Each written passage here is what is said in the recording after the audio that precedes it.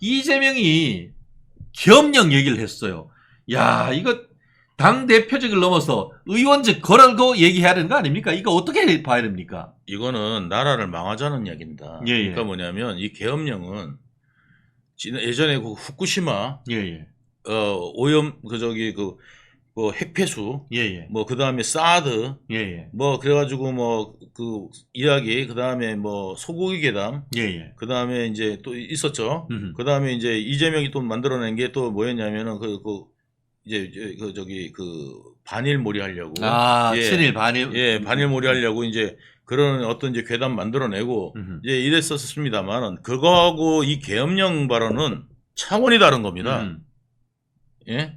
차원이 다른 겁니다. 이거 왜 그러냐면 이 계엄령 발언은 아직까지도 우리나라가 후진국을 못 면했다는 이야기 아닙니까? 예?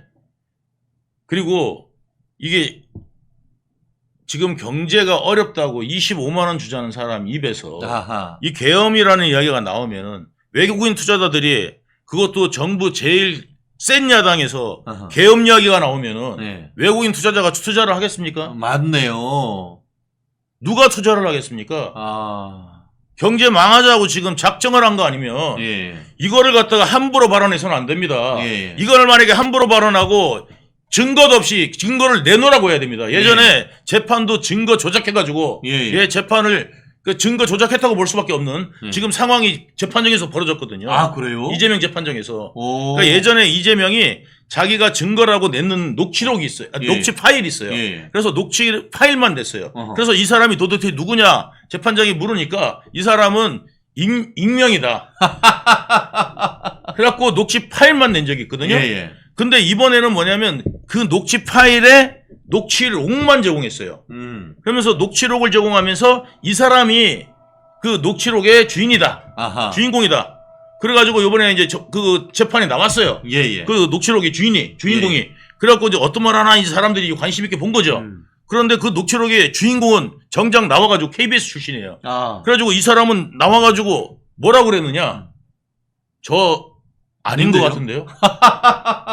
재판부를 제가 속이려고 했는 거네요, 이거. 그러니까 재판부를 옛날에는 누구 목소리인지도 몰라요. 예. 누구 목소리인지 모르는데 이거 이제 익명이다 해가지고 그 자기한테 유리한 말 전부 다 받아내가지고 그게 그리고 일반적 통화 같으면은 여보세요 그러면은 여보세요 그러면서 지금 통화 괜찮아요 이렇게 하잖아요.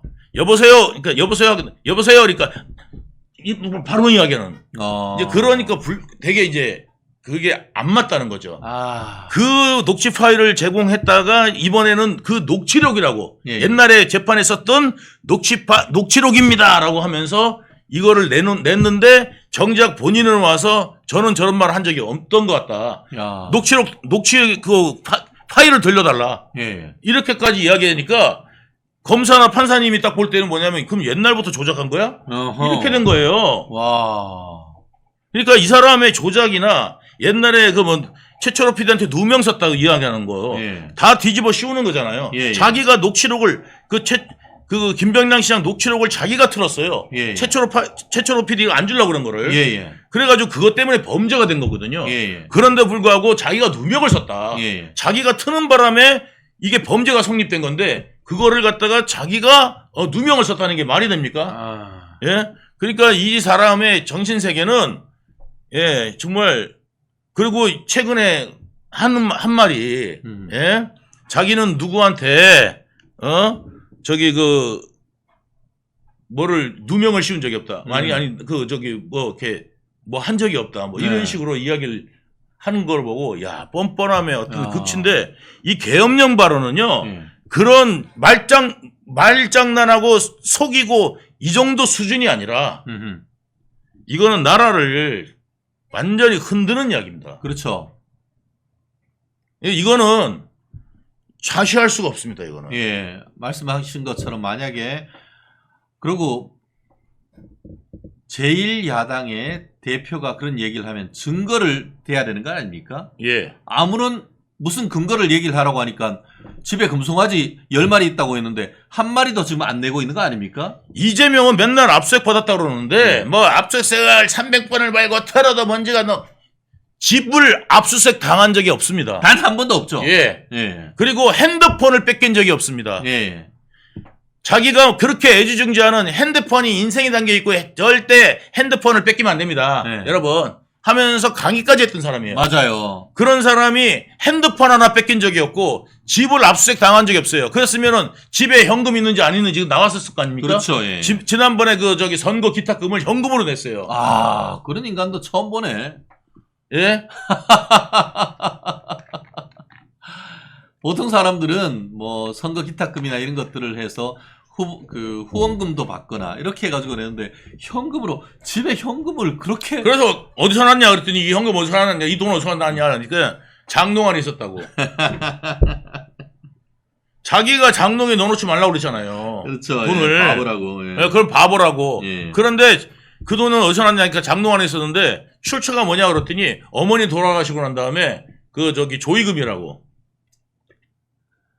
그럼 다른 형제들은 안 나눠줬습니까 조의금? 그러게요. 지가 혼자 다 챙긴 겁니까? 아, 정말 이게 무시무시합니다, 여러분. 근데 이 사람하고 지금 원수져 가지고 딱 싸우는 게 저잖아요. 예, 예. 그러니까 저만 공격하는 거예요. 국회가 어떤 데인데 국회에서 국회의원들하고 시민단체가 모여가지고 유동규 좀 더 벌 줘라. 아하. 그거 기자회견을 엽니까? 야, 그렇네요. 제가 무슨 여당의 대표입니까? 예. 예? 지금 자기 거 불리한 이야기 한다고 유동규 더 벌 주라고 그걸 갖다가 시민단체가 들고 하고 야당 제1야당 거대 야당 국회의원들이 모여가지고 그걸 행사를 합니다. 결국 민주당이 유동규 본부장님 죽이기에 나섰다 이렇게 봐도 되는 겁니까 그거? 그거는 문건으로 나왔습니다. 아, 어떤 문건이죠? 그게 그 조직단 회의가 네. 목적이 뭐였냐면 유동규를 네거티브하고 자기들한테는 포지티브한 여론을 형성할 것. 예. 이래가지고 그 기자들까지 다 참여한 그 조직단이 있었습니다. 그래가지고 민주연구원 원장이 거기는 그 조직단의 두목이고. 아하. 그래가지고 지금 그 조직단 제가 지금 그 불법 단체로 해가지고 그 한 걸로 해가지고 제가 지금 고소할 지금 준비하고 있습니다. 그래서 이 사람들을 지금 민주연구원 원장부터 해가지고 지금 다 고발할 거고, 그 다음에 이제 거기 이제 기자들까지 포함되어 있고, 그 다음에 변호사들 다 있었거든요. 그래가지고 이제 자기들끼리 텔레그램한 내용들이 다 나와 있어요. 거기 보면은 기자가 뭐라고 그러냐면, 저희가 가공해서 잘 보도하겠습니다. 저희가 가공해서 잘 보도하겠다. 아하, 가공해서. 예. 야. 그런 내용까지 들어 있습니다. 근데 조금 전에 지금 현재 민주당의 띵크탱크 민주연구원 원장이라고 했는데 그 민주연구원 원장이 이재명의 재갈공명이라고 해서 경기연구원 원장이었던 사람 아닙니까? 그 지금은 민주연구원 원장입니다. 그러니까 지금은 예.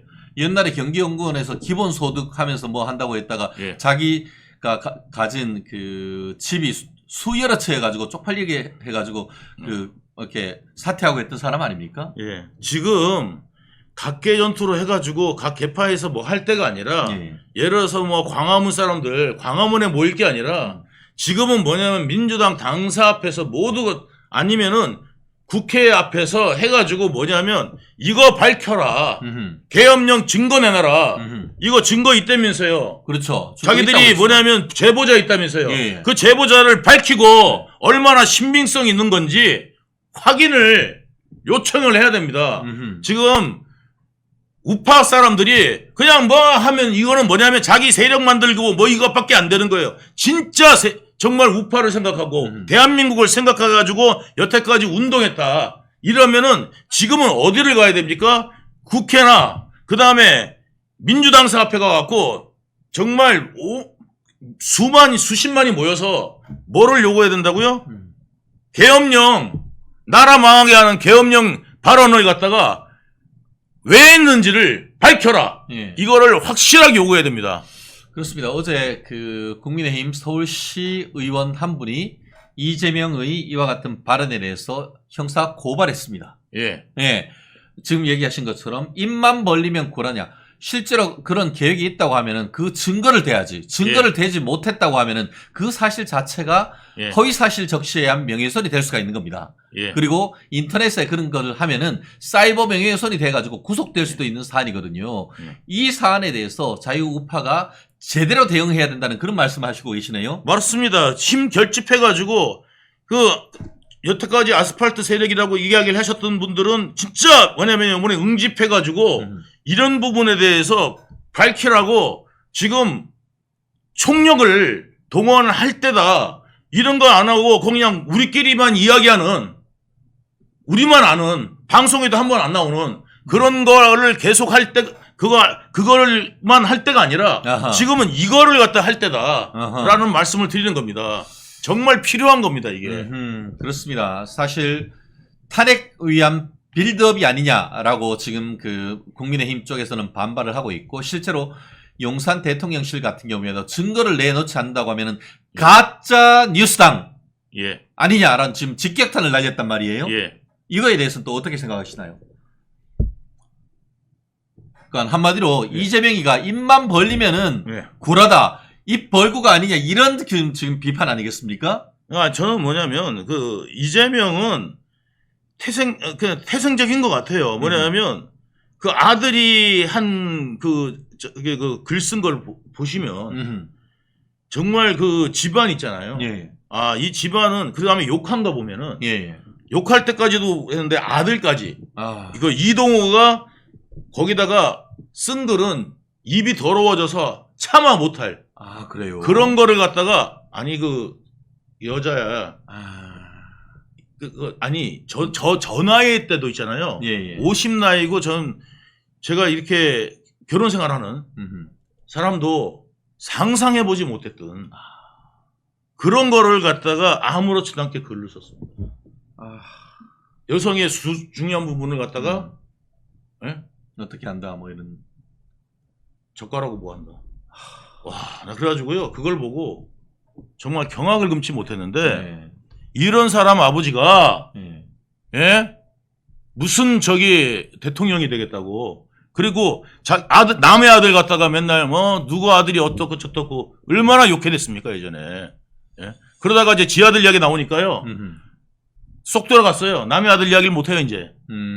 이게 지금 이재명이고 그 남 비판해서 먹고 사는 놈이 지금 이재명 아닙니까? 여태까지 남 헐뜯고 남 비판해서 여기까지 온 게 이재명이고 자기가 잘한 것이 하나도 없는 이재명이고 자기가 자랑했던 대장동은 자기가 부패 처먹은 게 드러나는 지금 상황 아닙니까? 예. 참. 그런데 저런 인간을 따르는 사람들이 많은 거 보면은 정말 JMS 교주를 따르는 인간들이 저 도대체 저런데도 왜 따를까 이러지 않습니까? 예, 그 이유를 알만합니다. 예. 참. 예, 참 어떻게 이걸 평가를 해야 될지 그리고 또 국민의힘 같은 경우에 108명이나 되는 국회의원들이 도대체 뭐 하는지 이 부분에 대해서 좀 질타해야 되는 거 아닙니까? 108명 전부 다 나가가지고 이거에 대해서 밝혀라 하고 해야 되는데 저는 뭐 하는지 모르겠습니다. 예, 정말 뭐 하는지 모르겠습니다. 예, 그렇습니다. 이런 거를 못하면 차라리 그냥 스스로 물러나라. 예, 그렇습니다. 밥값 못하는 국회의원님들, 국회의원 나리들, 당신들 뭐 하는 거야 지금? 지금 나라를 지금 이재명이가 다 말아서 후루룩답답 처먹으려고 하는데 말씀하신 것처럼 만약에 지금 이 상황 속에서 기업령 발표하고 하면은 즉각 나와서 증거를 밝혀라 하고 대응을 해야 되는데 아무것도 안 하고 가만히 있고 오히려 그거 하고 있어요. 뭐 하고 있냐면 회담하고 있잖아요. 그게 말이 됩니까? 그래요. 참. 아무튼 국민의힘에서 정신 똑바로 차리고 아니면 회담에서도 이거에 대해서 강력하게 하고 그때 회담 나오면서 이런 부분 제대로 안 밝히면 우리는 강력하게 지금 그거 하겠다.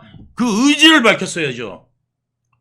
그렇습니다. 물론 뭐 그 한동훈 대표가 이거는 내귀에 도청 장치 있다라는 그리고 그거나 다름없다 이렇게 있죠. 한동훈 지금 대표는 빨리 지금 당 차원에서 대응할 준비를 해야 된다. 이 말씀을 드리는 겁니다. 그렇습니다. 그리고 지금 어제 같은 경우에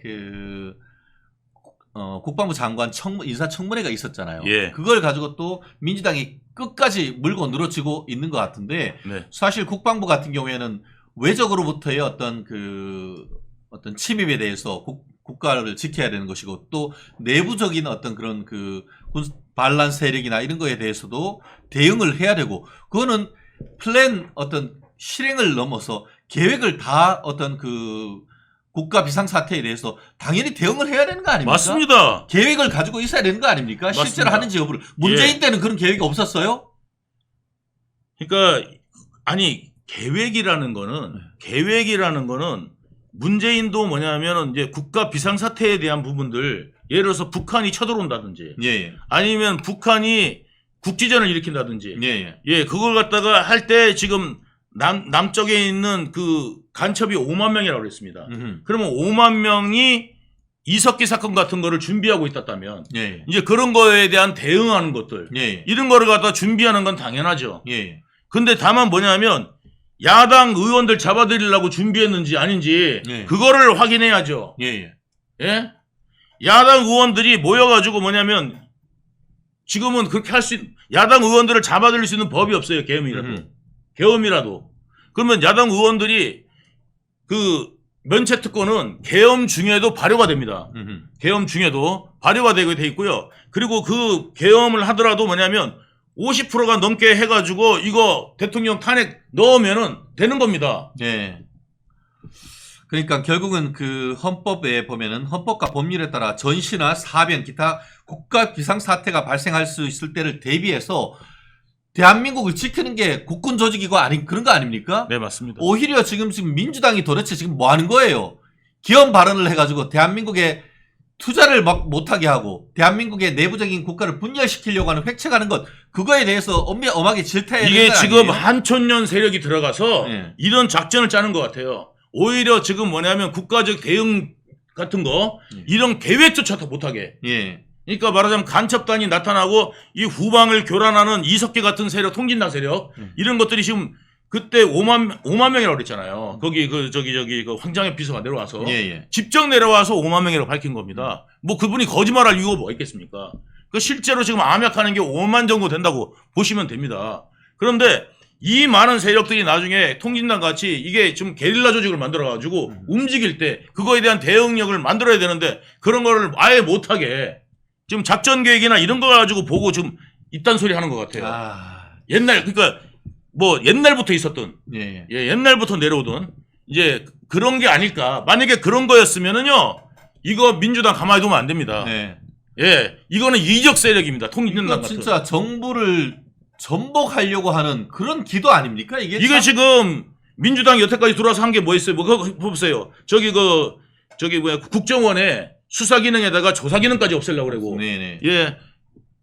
그렇게 한 거 아닙니까? 검찰에 옛날에 마약부 없애고 이런 짓 하는 바람에 마약 천국 만들고 지금 도박 천국 만들고 그다음에 국정원이 지금 조사 기능 이런 수사 기능이 이러니까 어떻게 됩니까? 우리나라만 국제사회에서 정보 기능이 떨어지는 거 아닙니까? 그렇죠. 정보 기능 떨어져서 모르면 또 왜 모르냐고 정부가 무능하다 그럴 거 아닙니까? 지들이 다 없애놓고 무능하다 그럴 거 아닙니까? 일본 정부나 미국 정부는 알아가지고 이 정보를 딱 발표했는데 우리 정부는 도대체 뭐 하는 겁니까? 이 스타일 소리 할 거라고요. 자, 오늘 이제 최혜병 특검법과 관련해서 민주당이 새로운 안을 냈고 아마도 그것을 계속 밀어붙일 것 같습니다. 안의 내용을 들여다보면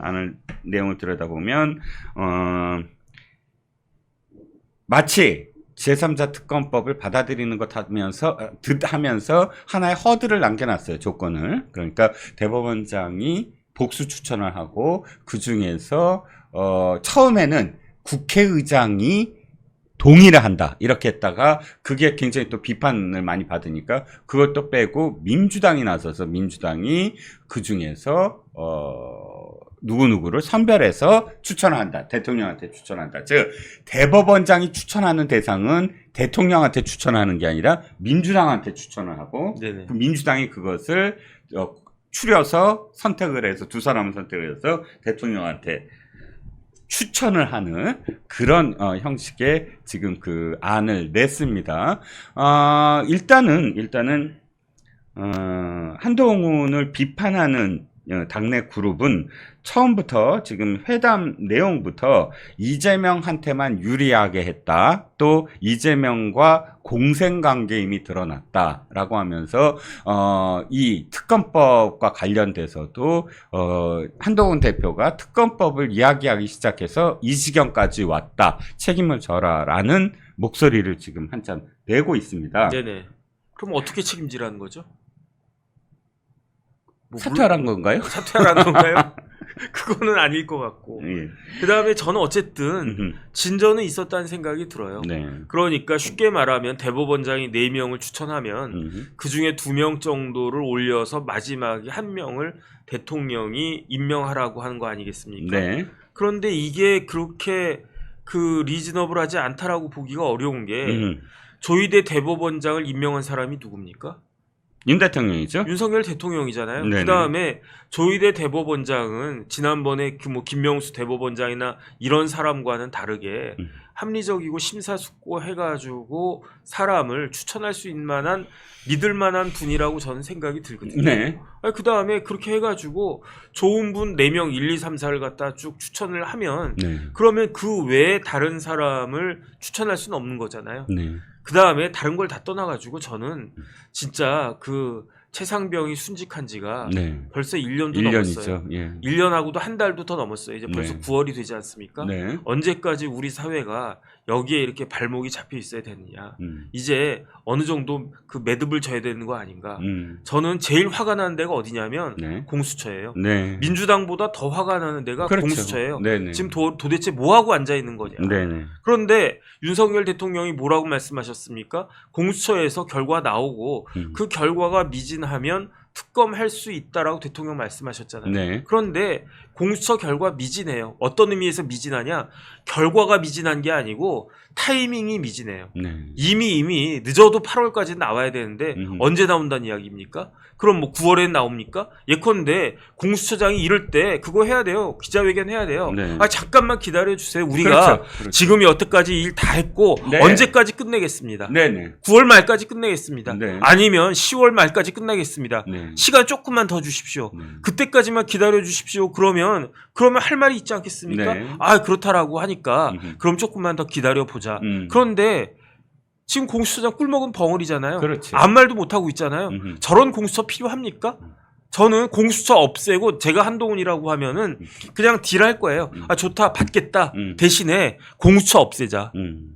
이렇게 하면 이렇게 해가지고라도 어쨌든 그 문제를 풀어야지 언제까지 이렇게 민주당은 이런 거 가지고 공세하고 이거 별것도 아닌 건 아니지만 네. 우리나라 진짜 그 꽃다운 청년이 사망을 갖다가 했지만 그렇기 때문에 이거를 빨리빨리 이걸 갖다가 그 매듭을 지어줘야 되는데 언제까지 이러할 것이냐. 그러니까 그런 의미에서라도 조금 그 국면 전환이 필요하다 그 생각이 듭니다.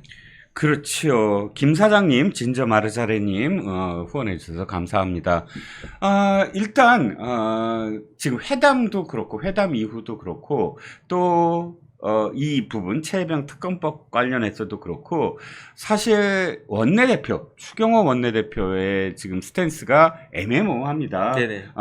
일단 옛날에는 원내대표라는 것이 총무였어요. 네, 원내 총무. 원내 총무라고 불리고 당 대표가 절대적인 권력을 행사하던 시절이었고요. 그런데 이제 이 정당 민주주의라는 그 발전을 좀 더 발전을 해야 된다, 뭐 거듭나야 된다라는 목소리가 나오면서 당 대표의 어떤 권한을 좀 더 분산시킬 필요가 있었고, 그래서 이제 총무라는 의미에서 원내대표라는 이름으로 바꾸면서 원내에 이루어지는 모든 어떤 상황들을 원내대표가 관리를 하고 통제를 하고 직접적으로 지휘를 하는 어떤 의미에서는 야전사령관 같은 그런 역할을 하는데, 그럼에도 불구하고 어쨌든 당대표가 총괄해서 당의 모든 어떤 결정에 체어맨 같은 역할을 하는 거거든요. 네네. 그런데 지금 원내대표가 마치 당대표가 하는 것에 대해서 딴지를 거는 어떤 그런 스탠스를 계속 취한다면 이 당이 가뜩이나 108명밖에 안 되는데 앞길이 상당히 막막 하다고 생각이 들고요. 역시 오늘은 쭉 이제 김상훈 정책의장이나 서범수 비서실장이나 전체적으로는 목소리가 한 목소리로 되지 않고 있어요. 네네. 아마 지금 시각이나 아니면 내일 아침에는 이 문제, 그러니까 아마 내일은 민주당이 발의를 할 겁니다. 아니 근데 저희 국민의힘이 착각하고 있는 게 네네. 이거는 국민의힘의 받고 안 받고 문제가 아니잖아요. 민주당이 하면 하는 거 아니겠습니까? 네. 민주당 의석이 그 범야권이 192석이니까 민주당은 발의할 거고요. 그 안이 통과가 될 거예요. 그러면 거기에 대해서 국민의힘은 아무런 그 관계가 없어요. 1차적으로 무슨 문제가 생기느냐? 그러면 대통령이 여기에 대해서 거부권을 행사할 거냐 말 거냐. 네. 일단 그게 첫 번째 관문이고요. 네. 만약에 대통령이 거부권을 행사한다라고 하면 거기에 대해서 과연 국민의힘 국회의원 108명이 일사불란하게 따를 것이냐. 그중에서 8명이 이탈하게 되면 그러면 재의결 그 의미가 없어지는 거 아니겠습니까? 네. 재의결이 되는 거 아니겠습니까? 네. 거부권이 의미가 없어지고 그러니까 지금 이러한 상황을 직시하고 여기에 대해서 대통령실이 어떻게 판단할 것인지 그거 지켜봐야 된다. 저는 그 생각 듭니다. 네. 어쨌든 첫 번째 실현이라고 할 수가 있고 아직도 이 최혜병 특검법과 관련해서는 국민의힘이 곤혹스러운 어떤 입장인 건 맞는 것 같고요. 두 번째는 의정 갈등입니다. 현재 그러니까 회담 이후에 네네. 저는 윤석열 정부의 스탠스가 조금씩 바뀌는 것 같아요. 네네. 그러니까 표현은 똑같아요. 지금 문제 없다. 전체에서 응급실이 비상인 건 6.6%에 불과하다. 94%가 그대로 잘 돌아간다라는 지금 보도자료는 냈는데 하루하루 어떤 대책을 내놓고 있어요. 네네. 예를 들자면 1브리핑을 하겠다. 응급실. 그리고 두 번째는 군의관 투입하겠다. 물론 군의관 투입하고 이런 건 이미 오래전에 실행을 하고 있고 한다라고 얘기했지만 그걸 또다시 되풀이하고 하는 걸 보면 지금 비상이고 정부가 뭔가 적극적으로 뭔가 하겠다라는 의지를 표명한 것 같긴 한데 이 문제는 사실상 추석 끝나고 지지율 내지는 당 지지율이나 혹은 그 대통령 지지율에 상당히 큰 영향을 미칠 거로 예상이 되거든요. 가까이에 박성민 민 컨설팅, 네네. 이 컨설턴트도, 지금 20% 하향 될 거다. 추석 이후에. 이렇게 오늘 좀 전망을 했고, 크게 무슨 사고가 있든 없든 간에 상당히 불안한 건 사실이에요. 그래서 이제 한동훈 대표가 여의도 성모병원 네, 응급실을 지금 점검했다라는 기사도 그래서 나오는 것 같고 이 의료 대란과 관련해서는 어떻게 전망하십니까? 저는 지지율이 뭐가 중요합니까? 네. 대통령 지지율이 중요합니까? 국민의 생명이 중요합니까? 저는 만약에 이번 추석 지나고 그런 과정에서 국민들한테 하나의 피해도 없다. 이런 걸로 인해 가지고 사망한 분이 안 계신다. 그러면은 전 오케이입니다. 저는 그러기를 바라고요. 대통령부터 해가지고 보건복지부 장관, 그다음 오늘 차관 큰 소리 뻥뻥 쳤으니까 저는 그 이야기가 큰 소리가 아니고 굉장히 합리적이고 상식적인 이야기였으면 좋겠다는 게 진짜 바람이에요. 진짜로 우리나라 사람들이 걱정하는 것과 같은 그러한 일이 벌어지지 않기를 굉장히 바라고요. 그러면 진짜 좋겠다. 저는 그런 생각이 들고요. 근데 만에 하나 진짜 사람들이 불안해하는 그런 일이 벌어지게 된다라고 하면 그러면 그때 그런 일이 벌어졌는데 대통령 지지율이 뭐가 중요합니까? 대통령이 우리나라 왕도 아니고 쉽게 말하면은 우리 국민들이 뽑은 거 아니겠습니까? 네. 우리 국민들 편하게 안전하게 마음 놓고 살게 해달라고 뽑은 사람이 그게 대통령이잖아요. 네. 그런데 그 일을 제대로 못했다라고 하면 그러면 굉장히 큰 문제가 발생할 수도 있다. 저는 그런 생각이 들고요. 그렇기 때문에 다른 걸 다 떠나가지고 대통령 자존심이 중요합니까? 대통령 지지율이 중요합니까? 그런 거 하나도 안 중요하다고 생각을 하고요. 네. 이런 거 가지고 정치 공학적으로 이렇게 하면 되고 이렇게 하면 되고 이렇게 하면 우리가 의사들 이기고 의사들한테 지고 그게 중요한 게 아니고 국민들이 제대로 살아나느냐 아니면 생명을 유지하느냐 마느냐 그게 중요한 거 아닌가 저는 그런 생각을 갖다가 하고요. 그렇기 때문에 다른 건 다 모르겠고 지금 그 보건복지부는 대통령 말씀 잘 받들어 가지고 이 부분에 대해서 명확한 대책을 세워야 되고 만약에 대책이 안 서겠다 싶으면 대통령실에다가 정확하게 보고해 가지고 또 다른 그 대책을 세워야 된다라고 저는 그렇게 생각합니다. 그렇죠. 인식부터 좀 바꾸셔야 되지 않을까 싶습니다. 한덕수 국무총리가 지금 이렇게 표현을 했더만요. 먼저 잘못한 게 전공이다. 네네. 이렇게 표현을 했습니다. 저는 그 말을 들으면서 국민들이 과연 지금 누가 먼저 잘못했나라는 거 책임을 지금 더 따질 상황이냐. 네네. 물론 이제 의료 대란이 처음 시작했을 때는 의사들이 잘못했다라고 다들 생각을 했어요. 증언해야 되고 그다음에 철밥통 지키느라고 이렇게 국민들을 불편하게 했다라고 다들 입을 모았습니다. 하지만 지금은 누구의 잘못이 아니라 이 사태를 해결할 능력이 정부에 있느냐 없느냐를 국민들은 바라보고 있거든요. 정부가 돌아온다 안 돌아온다, 의사들이 나쁘다 안 나쁘다라는 단계가 이미 지났다는 거예요. 근데 정부가 아직도 아니 의사들을 욕해라. 정부는 지금 큰 원칙 그리고 개혁을 완수하기 위해서 이렇게 하고 있다라고 주장한들 지금 아픈 사람들의 가족이 이 구성원이 아픈 사람들이 있고 또 그런 사연들을 전해 들은 이웃들이 있고 이런 분위기 속에서 국민들이 그걸 그렇게 생각할 사람이 누가 있겠냐고요. 저는 의사가 잘못했다고 생각을 해요. 네. 정부가 잘못했냐, 의사가 잘못했냐 그러면은 의사가 잘못했다고 생각을 합니다. 네. 그런데 중요한 거는 그렇다라고 해가지고 더 중요한 건 뭐냐면 문제 해결을 누가 해야 되느냐. 의사 네가 잘못했으니까 네가 해결해라. 이렇게 한다라고 해서 정부의 책임이 면책이 되느냐. 그렇지가 않잖아요. 네. 예컨대 우리 애가 있는데 걔가 아주 중요한 고려 청자를 갖다 깨버렸어요. 그러면 그 책임 누가 집니까? 그럼 누가 물어줘야 됩니까? 제가 물어줘야 되는 거잖아요. 네. 그러면 제가 그 고려 청자 주인한테 우리 애가 깼으니까 걔한테 물어내라 이렇게 이야기하라고 하면 그게 말이 되겠습니까? 그 책임은 오롯이 다 나한테 오는 건데 결국은 의사가 잘못하고 의사들이 나쁘고 그건 다 우리 국민들이 인정을 하는 거지만 그 과정에서 국민들의 희생이 나오면 피해가 나오면 거기에 대한 책임은 의사가 지는 것보다도 정부가 져야 되는 거 아니겠습니까? 그러라고 우리가 세금으로 장관 차관들한테 월급 주고 그러는 거 아니겠습니까? 이런 부분들에 대해서 국민들이 납득할 수 있게끔 대책이 있어야 된다. 전 그렇게 봅니다. 그렇죠. 가슴 아픈 사연이 하나 지금 보도가 되고 있어요.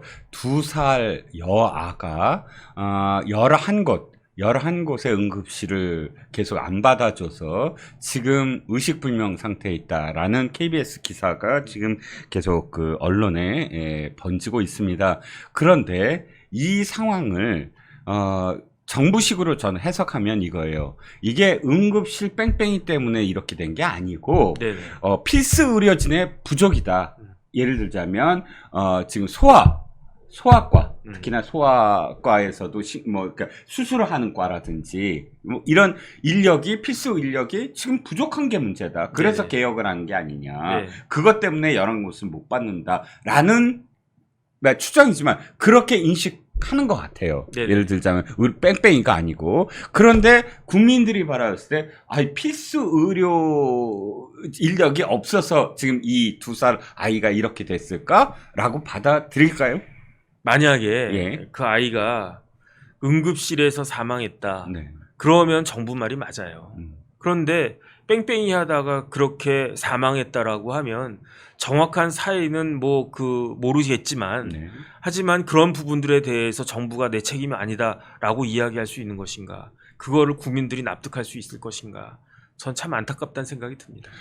그렇습니다. 일단 지금 정치공학적으로 말씀드려서 죄송합니다만 한동훈 대표에게는 2가지의 지금 넘어야 될 큰 허들이 있는 것 같아요. 첫 번째는 최혜병 특검법, 두 번째는 의료 대란입니다. 이 2가지가 사실 한동훈 대표가 지금 당장 무엇인가 단안을 내리고 결단을 내리고 또는 의총을 하든 뭐를 하든 간에 하나의 어떤 목소리를 갖고 정부의 어떤 단안을 끌어내야 되는 게 아니냐.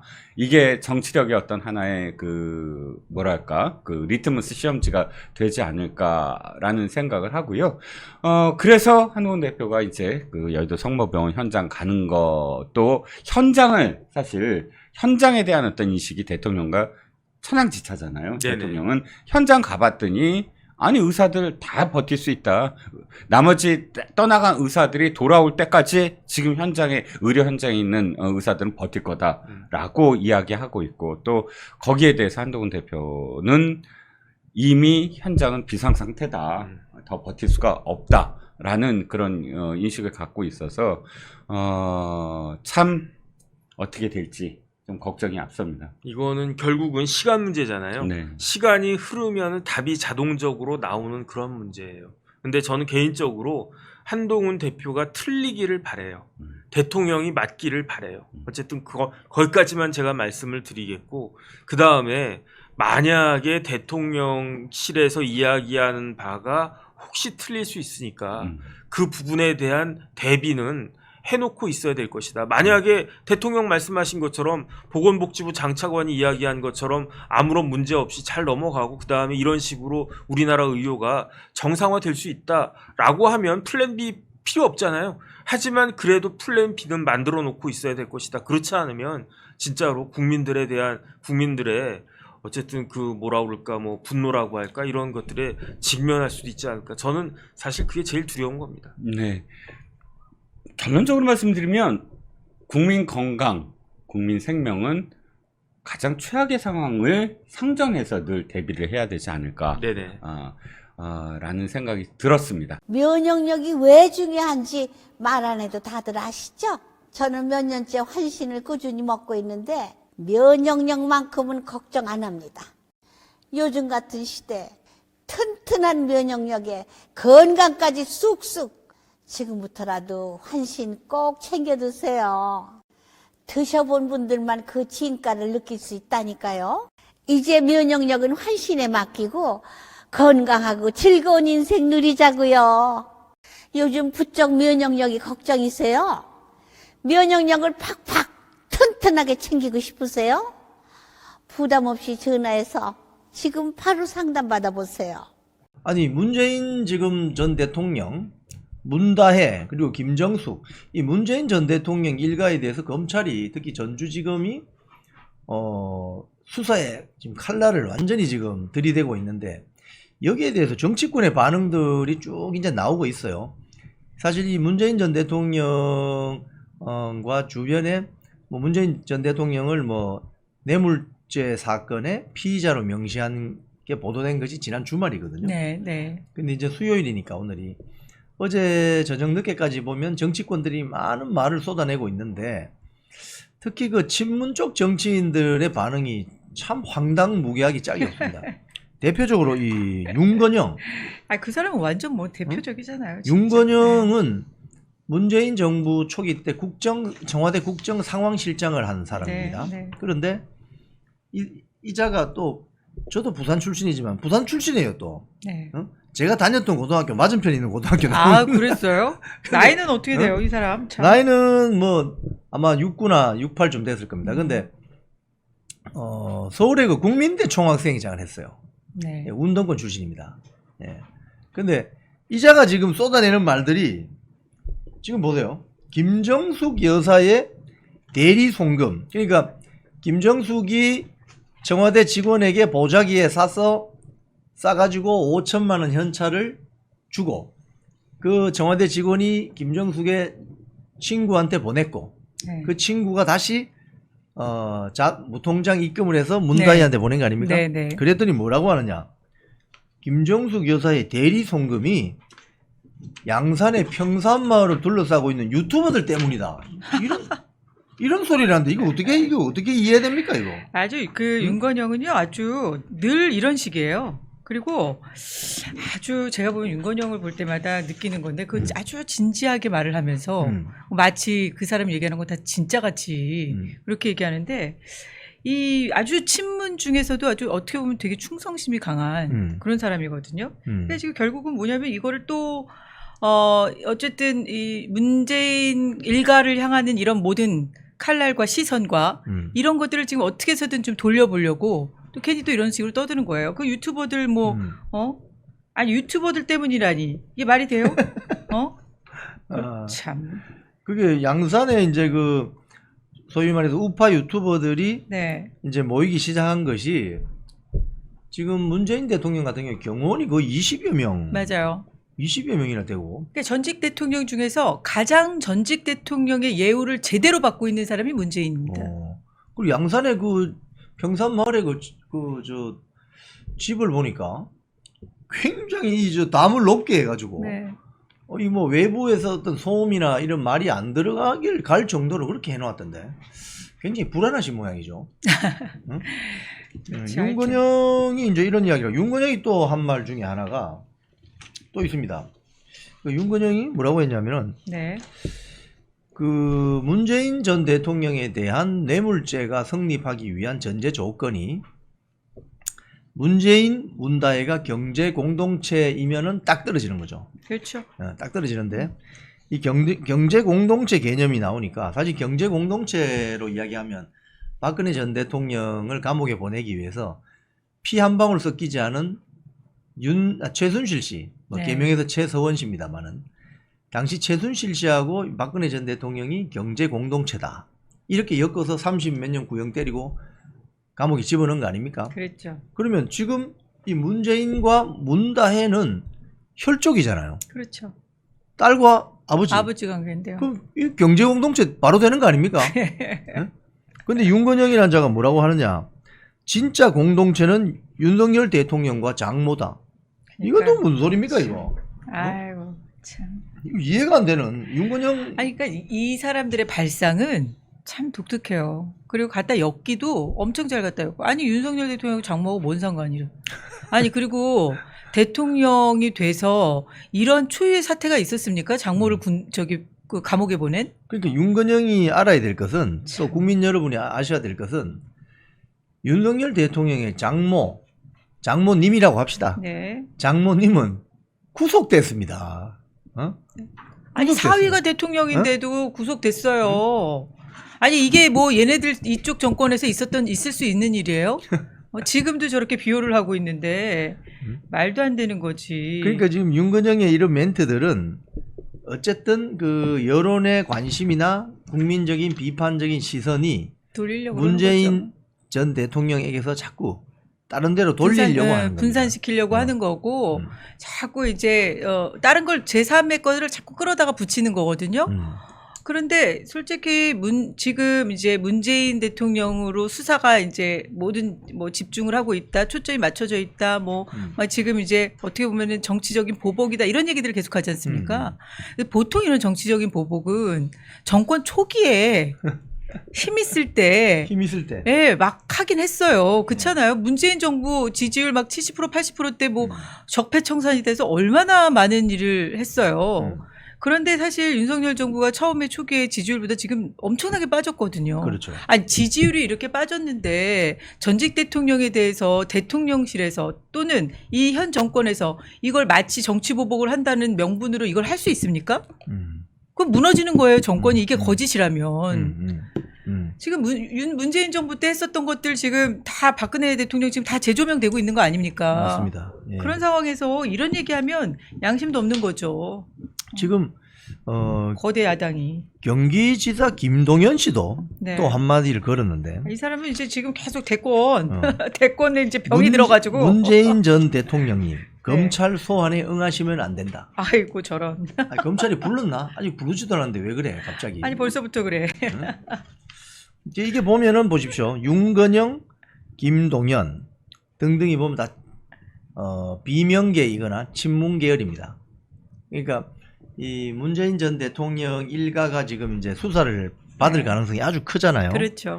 지금 언론 보도를 보면은 추석 이후에 문다혜 소환 가능성이 아주 크고.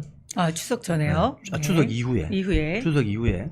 그 다음에 문다혜가 소환이 되면 결국은 최종 문재인 전 대통령도 그렇죠. 소환되어서 네. 조사를 받아야 되는 거 아니냐.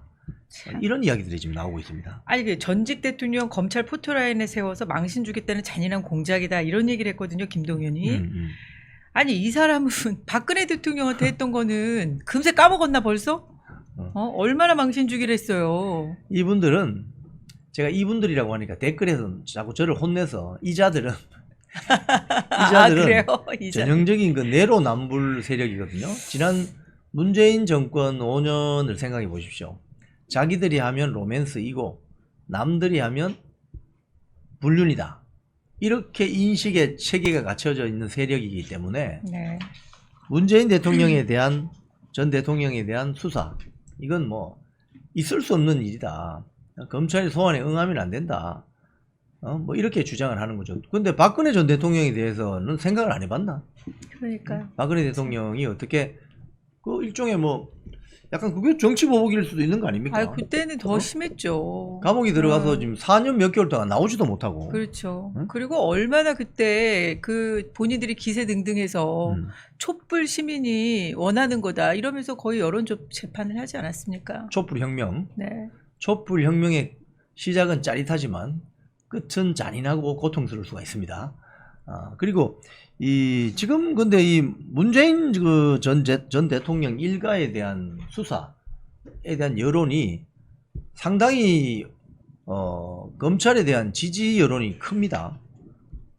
지금 언론에 보도된 내용들을 이렇게 종합해 보면 뭉칫돈이 막 흘러다니잖아요. 그러니까. 네?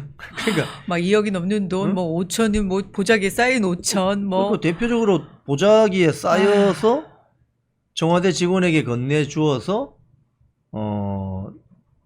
문다에게 간 5천만 원. 그렇죠. 그 다음에 문재인이 운명이란 책에서 편집을 한 출판사에서 나온 2억 5천. 그것만 해도 3억입니다. 문다혜한테 간 돈이. 그리고 그 별장. 그리고 제주도 별장. 그게 또 송기인 신부 소유의 별장이라는 것이 이제 이 뉴스를 통해서 알려지니까 이 방송을 보시는 많은 분들 중에 천주교 신자들이 많으시는 것 같아요. 그러니까 성직자들은 원래 개인 소유로 뭘 할 수 없다 이런 저는 얘기하죠. 캐톨릭이 아니어서 신부님들의 어떤 위치와 역할에 대해서 제가 잘 모릅니다. 근데 그 댓글에 어떻게 신부님이 별장을 소유할 수 있느냐. 그러니까요. 응? 제주도에. 지금 뭐냐 도대체. 그리고 그걸 또 문다에게 팔았다고 하는데 그럼 그 매매 대금이 3억 8천이라고 하는데 그러니까. 그럼 송기인 신부가 그 3억 8천을 받아서 그러면 개인 통장에 넣었단 말인가? 이게 도대체 무슨 소리냐? 이런 어떤 국민적인 비판 여론이 지금 굉장히 악화되고 있습니다. 네. 네? 맞습니다. 그렇기 때문에 지금 이 추석 이후에 문다혜부터 이제 소환해서 조사하기 시작하면 네. 이 비판 여론이나 이 국민적인 여론이 굉장히 악화될 가능성이 크거든요. 맞습니다. 네? 네. 그래서 이게 지금 사회적인 관심을 끄는 겁니다. 그리고 이 팩트가 구체적이에요. 아마도 그 일보를 보도한 조선일보 보도를 보면 거의 공소장 압수수색 영장에 거의 적시된 내용을 다 그 입수를 한 것 같아요. 야 정말 댓글에 보니까 제가 한숨 쉰 게 이렇게 와닿으셨다고. 이게 마이크가 너무 성능이 좋아갖고. 마이크가 이게 굉장히 성능이 좋은 겁니다. 제가 이렇게 한숨 쉬는 것도 막 그대로 전달이 되나 봐요. 죄송합니다. 지금 우리 저 슈퍼챗 보내주시면 감사합니다. 두 분 고맙습니다. 화이팅입니다. 네, 감사합니다. 이게 정말 뭐 검찰에서 수사하는 과정에서 없는 말을 만들어내서도 안 되겠지만 정말 이 제대로 된 그 성역 없는 수사를 해야 되는 게 검찰의 임무 아니겠습니까? 맞습니다. 네. 근데 그런 상황에서 이 전직 대통령에 대한 이런 반복되는 일들은 대한민국의 불행인 건 맞습니다. 그러나 정말 잘못한 게 있는 건 봐주면 안 되는 거죠, 그것도. 그렇죠. 네. 그리고 이게 정말 어떻게 보면 문재인 정부의 출범 자체가, 이 탄생 자체가 정상적이지 않았잖아요. 그러니까 이 맞습니다. 정상적이지 않았던 거에 대한 어떤 그 과정에서 정말 본인들이 의도한 바가 있었다면, 그렇다면 그건 죄값을 받아야 되는 거죠. 맞습니다. 네. 지금 그 윤건영이 그 방송에 나와서 하는 이런 말이 있어요. 아까 제가 말씀드린 진짜 경제 공동체는 윤석열 대통령과 장모, 네. 윤석열 대통령의 장모다 하면서 무슨 소리를 하냐면 노동의 대가로 문재인 전 대통령의 전 사위가 월급 받은 것을 어떻게 장인이 책임지라고 하는지 잘 모르겠다. 이거 완전히 이율배반적인 이거 완전히 저 사실을 완전히 왜곡합니다. 제가 한 번씩 말씀드리는 그 2단이라는 게 끝단자에 네, 이단. 끝단자에 달을 이자거든요. 네. 그러니까 이 짐승에 비유하면 대가리하고 몸통은 비슷한데 꼬리가 다른 거예요. 네. 이런 식으로 팩트 비틀기랍니다. 윤건영이 여기 아주 능해요. 네. 저 무슨 소리냐? 맞습니다. 아주 전 능합니다. 사위가 네. 타이 이스타젯 저가 항공사에 취업한 건 사실이고 거기서 뭔 일을 했겠죠. 그렇죠. 뭐 쉽게 하면 사무실 청소라도 했겠죠. 네. 전무라는 사람이. 그래서 노동의 대가로 월급 받은 건 맞습니다. 이건 팩트입니다. 그런데 이 사위라는 서씨가 어떻게 해서 타이 이스타젯 전무로 갈 수 있었느냐 이야기를 안 하는 거죠. 그러니까 이상직 전 네? 의원하고 왜 이렇게 엮여 있냐 이거죠. 그렇지. 그런 부분들이 지금 명확하지가 않은 거고요. 이상직 의원이 뭐 그 공천 받는 과정, 그리고 또 그 이상직 중진공 이사장으로 가는 과정, 이게 다 지금 문재인 대통령하고 뭔가 있는 거 아니냐는 지금 수사 과정에서 다 나오는 거예요. 그렇죠. 그런데 이게 하나하나 밝혀지면 밝혀질수록 아마 윤건영 같은 친문 세력들은 난리가 날 거예요. 비호하려고. 근데 그게 어느 정도 앞뒤가 맞아야지. 그래야 설득력이 있는 거지. 이런 식으로 갖다가 아무 데나 갖다 붙이면 되나? 이게 지금 다시 이런 식으로 계속 나오는 게 이게 검찰총장 청문회 때문에 이런 거잖아요. 예, 예. 이 검찰총문회 청문회에서 이 문재인 대통령 제대로 성역 없이 수사할 거냐 말 거냐 이제 이런 얘기들을 이제 심 후보한테 물었더니 물었더니 네. 이제 그런 얘기들을 이제 본인이 하겠다 뭐 이런 식으로 얘기를 하니까 지금 완전히 뭐 정청래는 뭐 지금 난리가 났어요. 법사위원장인지 본인이 법사위원장인지 아니면 본인이 그냥 민주당 국회의원인지 지금 본인의 위치를 망각하고 법사위원장에 앉아 있는 겁니다. 이 사람 법사위원장은 탄핵감이에요. 이거 지금 탄핵해야 된다는 거 뭐 아마 국민 청원이 5만 명이 넘어간 것 같은데 이거 어떻게 되는 맞습니다. 겁니까? 예, 그럼 국회가 답을 해야죠. 네. 근데 이게 이제 이자들의 어떤 그 정치 기술이라고 할까요? 이런 것들이 팩트 비틀기에 아주 능합니다. 네. 그러니까 맞습니다. 팩트가 조금 들어가 있어요. 쉽게 이야기하면은 라면을 끓였는데 스프가 좀 들어가 있긴 해요. 그런데 나중에 알고 봤더니 그게 짬뽕이에요. 완전히 다른 팩트를 비틀게 함으로써 이 주제를 이슈를 다른 주제로 전환시켜버리는 이 기술에 능합니다. 맞습니다. 여기에 넘어가시면 안 되는 거예요. 그러니까 윤건영이가 방금 이야기한 아니 문재인 전 대통령이 문제가 아니라 그 사위가 타이 이스타젯 항공사에 취업을 해서 월급 받고 일했는데 그게 무슨 문제냐 이렇게 이야기한단 말이죠. 그렇죠. 근데 방금 우리 박소영 대표님 말씀하신 것처럼 그 사위가 그러면 어떻게 타이 이스타젯 항공사 전무로 취업할 수 있었으며 그러면 그 대가가 이상직을 중진공 이사장으로 문재인 전 대통령이 보내줬기 때문에 그 음덕을 입고 있는 거 아닙니까? 그죠? 맞습니다. 그렇다면은 이거는 수사를 해서 파봐야 되는 거죠. 그래서 그 사위인 서모 씨는 타이 이스타젯 항공사 전무로 갈 수가 없는 사람이에요. 원래부터. 게임에서 게임 무슨, 업체 뭐 네, 경력밖에 네. 없는데 어떻게 항공사 전무로 갑니까? 이런 것들은 이야기하지 않는다 이런 거예요. 맞습니다. 불리한 팩트는 팩트를 비틀어서 돌려버리고 자기들에게 유리한 팩트를 그럴듯하게 부풀려서 치고 나가는 이 정치 기술 이런 걸 윤건영 의원이 장난을 치고 있다. 그래서 잘 봐야 된다. 맞습니다. 그래서 결론은 정치 보복이다 하면서 피해자 코스프레를 하기 시작하는 거죠. 그래서 대중들을 선동하고 원래 친문 세력들 민주당 지지자들에게 지금 윤석열 정권이 문재인을 탄압한다. 피해자다. 우리가 보호해야 된다. 이렇게 이제 논리를 가져가는 거죠. 그렇죠. 항상 이렇습니다. 맞습니다. 그러니까 이 사람들이 이게 뭐 물론 전직 대통령 물러났는데 이제 좀 전직 대통령에 대해서는 좀 예우를 해줘야 되는 거 아니냐 뭐 이런 얘기들을 자기네들이 할 수는 있어요. 그런데 본인들이 한 짓에 대해서 망각하고 하니까 이런 지금 화가 나는 거고 특히 또 이 윤석열 정부 어쨌든 0.73%라도 이긴 정권입니다. 그런데 정권 초기부터 얼마나 흠집을 냈어요. 그러니까 그냥 정말 어떻게 보면 잘못한 거에 대한 비판은 있을 수 있는데 온갖 것 다 음모 만들어내고 국회의원들 거기 합류해갖고 윤석열 대통령 퇴진하라고 그 집회 나가가지고 떠들고 국회의원들이 민주당 국회의원들이 그러다 또 한 소리 듣고 서영교 뭐 이런 사람들 뭐 계속 나가서 떠들은 거 아닙니까? 그러니까 이거 이런 식으로 본인들이 하는 것은 마치 자기네들 진영을 위해서 정당한 행위인 것처럼 얘기하면서 또 상대 쪽에서 특히 이건 상대도 아니에요. 검찰에서 하는 거예요. 뭐 국민의힘이 합니까? 사실상. 그런데 이런 상황에서는 또 완전히 또 뭐 자기네들을 보복한다고 이렇게 엄살피면 안 됩니다. 네. 여기에 대해서 지금 그 국민의힘의 김재원 최고위원이 상당히 핵심을 찌르는 멘트들을 날려주고 있습니다. 네. 하나 저 소개를 드리면은 이런 겁니다. SBS 라디오에 출연을 하셔가지고 김재원 최고위원이 이런 이야기를 했습니다. 문재인을 즉각 조사해서 구속 수사를 해야 된다. 그렇지. 이 멘트가 상당히 직설적이고 시원한데요. 사이다 발언입니다. 네. 여기 보면 문재인 전 대통령을 빨리 소환해서 구속 수사하는 게 맞다. 뭐 이런 이야기를 했어요. 이게 이쪽 진영은 또 수사가 본인한테 이렇게 점점 본인을 향해서 이렇게 좁혀오잖아요. 그러면 또 극단적인 선택들을 하잖아요.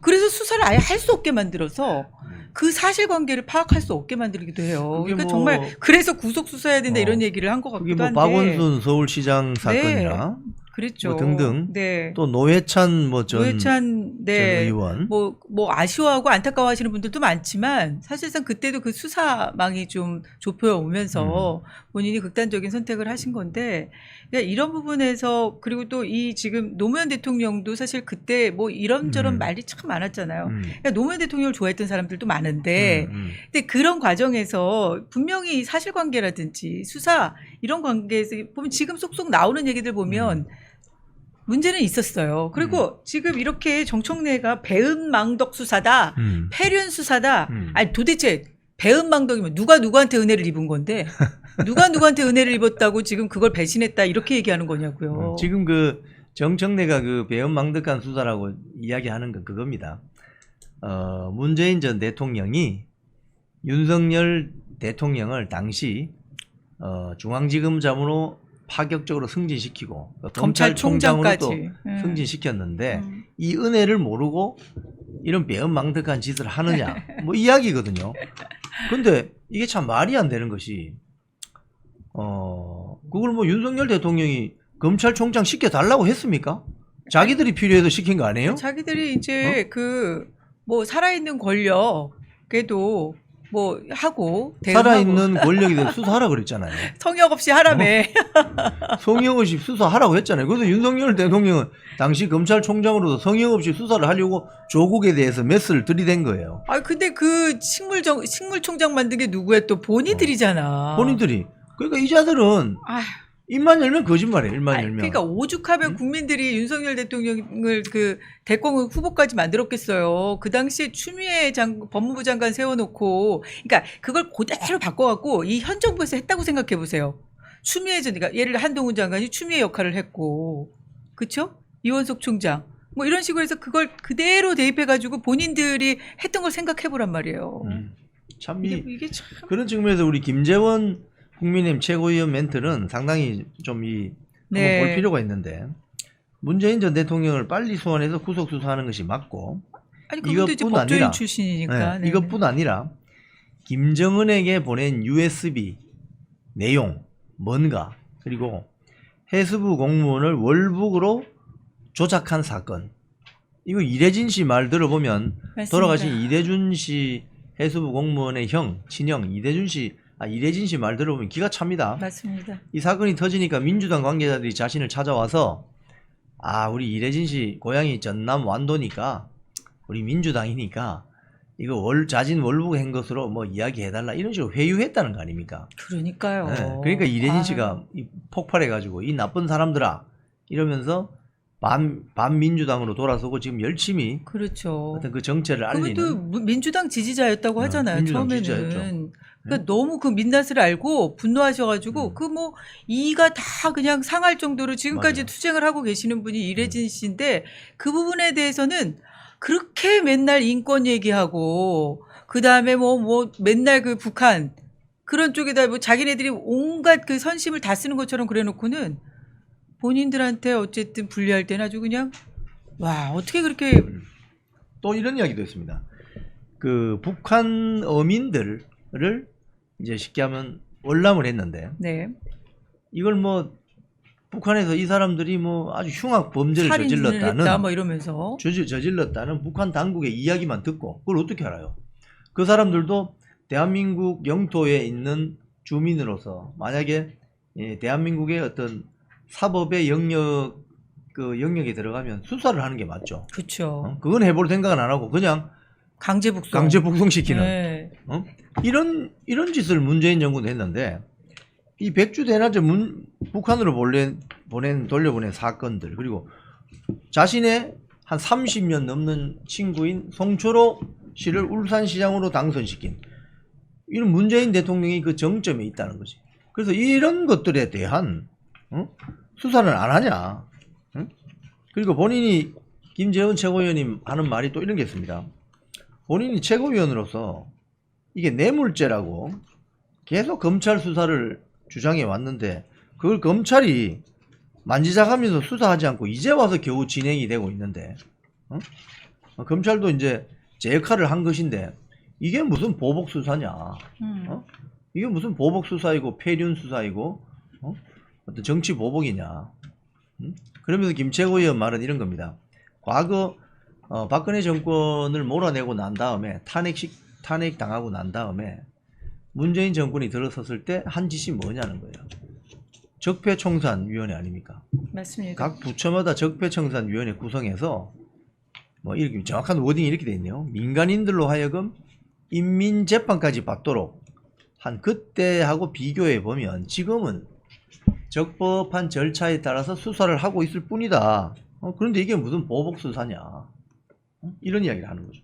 김재원 최고위원이 말을 제대로 한 것 같습니다. 맞습니다. 네. 네. 아주 원래 그 김재원 최고위원이 잘 싸워요. 아주 상대편에 논리적으로 제압을 잘합니다. 방송에서도 그러시고